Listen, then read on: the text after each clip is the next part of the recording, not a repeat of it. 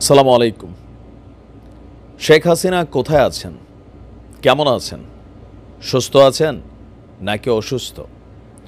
সরাসরি তার সম্পর্কে কোনো রকম তথ্য ভারতের কোনো রকম মিডিয়া থেকে আসে না, টেলিভিশন মিডিয়া থেকে আসে না, ভিডিও কোনো বক্তব্য গত ৬ মাসের কাছাকাছি সময় হয়েছে আমরা সরাসরি দেখিনি তাকে। তো এই যে তিনি পর্দার অন্তরালে আছেন অথবা পর্দার অন্তরালে তাকে রাখা হয়েছে, অনেকে বলেন যে ওনাকে টেকনিক্যালি কন্ট্রোল করছে, তার স্পিচ সেখান থেকে রেকর্ডেড। তিনি আপনার সর্বশেষ যুক্তরাজ্যে একটা প্রোগ্রামে বক্তব্য দিচ্ছিলেন, সেখানেও তিনি অডিও কলে আসছেন। তো নানান রিউমার আছে। এর মাঝখানে একটা গত 2 দিন যাবৎ খুবই ভাইরাল একটা নিউজ তৈরি হচ্ছে যে ভারতে এই মুহূর্তে ক্যান্সারে আক্রান্ত হয়ে গেছেন শেখ হাসিনা এবং ভারত সরকার খুবই গোপনে বিশেষ টিম দ্বারা শেখ হাসিনার ক্যান্সারের চিকিৎসা করছেন। আর বোনের এই অন্তিম সময়ে তাকে ছেড়ে যেতে চাইছেন না শেখ রেহানা, সেখানেই তিনি আছেন। এখন এই যে খবরটার সত্য মিথ্যা নিয়ে যে ন্যারেটিভ তৈরি হয়েছে, এটা যখন সোশ্যাল মিডিয়া প্ল্যাটফর্মে আসছে, আওয়ামী লীগের অনেক নেতাকর্মী হতাশাগ্রস্ত হচ্ছেন যে সত্যি সত্যি কি তিনি ক্যান্সারে আক্রান্ত কিনা। এর আগে একবার একটা গুজব ছড়াইছিল, জামাতের একজন ইউটিউবার তিনি বলছিলেন শেখ হাসিনা যুক্তরাজ্যে গোপনে ক্যান্সারের চিকিৎসা করছে। তো ওইখান থেকে আবার এটা অনেকের কাছে প্লাস মাইনাস হচ্ছে। তো আসুন দেখি মূল ঘটনা কি।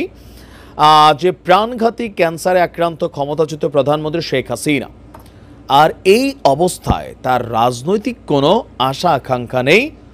যতদিন বেঁচে থাকবেন রাজনীতি ছেড়ে পরকালের পাথেয় জোগাড় করতে চান তিনি।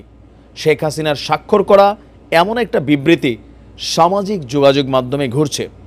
এবার সেই বিবৃতিটা নিয়ে আপনার ফেসবুকের যে ফ্যাক্ট চেকিং প্ল্যাটফর্ম আছে রিউমার স্ক্যানার, তারা বলছে যে গত 28শে জানুয়ারি নিজেদের অফিসিয়াল ফেসবুক পেজে অন্তর্বর্তী সরকারের বিরুদ্ধে যে রাজনৈতিক কর্মসূচি ঘোষণা করেছে আওয়ামী লীগ, তো সেইখানে আপনার তার একটা সম্মত সাইন করা কোনো কিছু বিবৃতি আসছিল।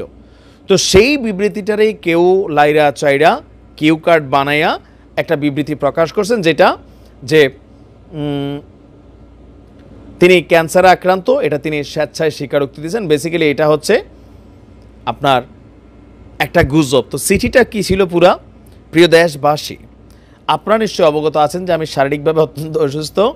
প্রাণঘাতী ক্যান্সার আমাকে তিলে তিলে মৃত্যুর দিকে ঠেলে দিচ্ছে। এমত অবস্থায় আমার কোনো প্রকার ক্ষমতা বা রাজনৈতিক উচ্চাভিলাষ নাই।